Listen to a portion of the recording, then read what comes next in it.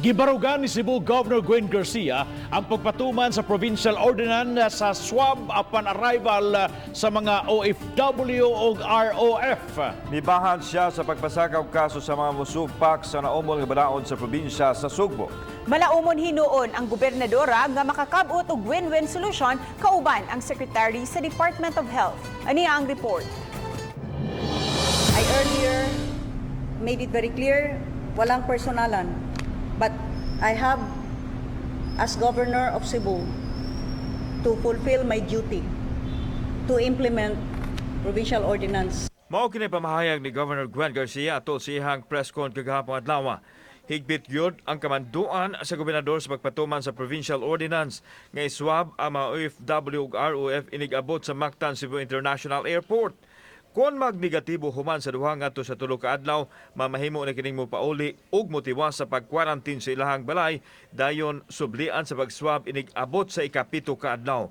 Mensahe sa gobernador ilabi na sa mga hotel nga dili mo tugot nga mogawas ang mga OFW ug ROF bisan og nagnegatibo sa RT-PCR test sa tulo ka adlaw nga mag-atubang og kasong kidnapping ug serious illegal detention.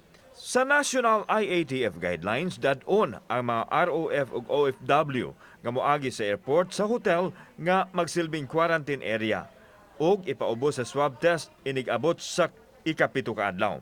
Maghuwat na usab og pipila ka adlaw hangtod nga mogawas na ang resulta sa swab test. I already presented to HRAC. Please consult your lawyers.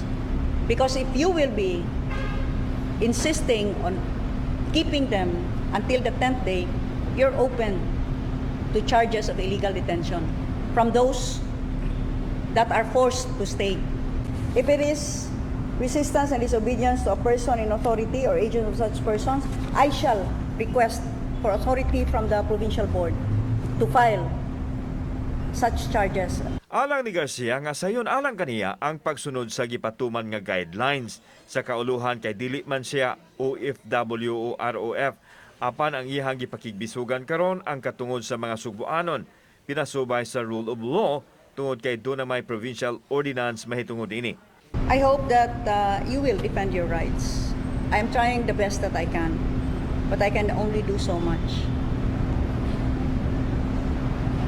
There is that saying which I believe all of you know.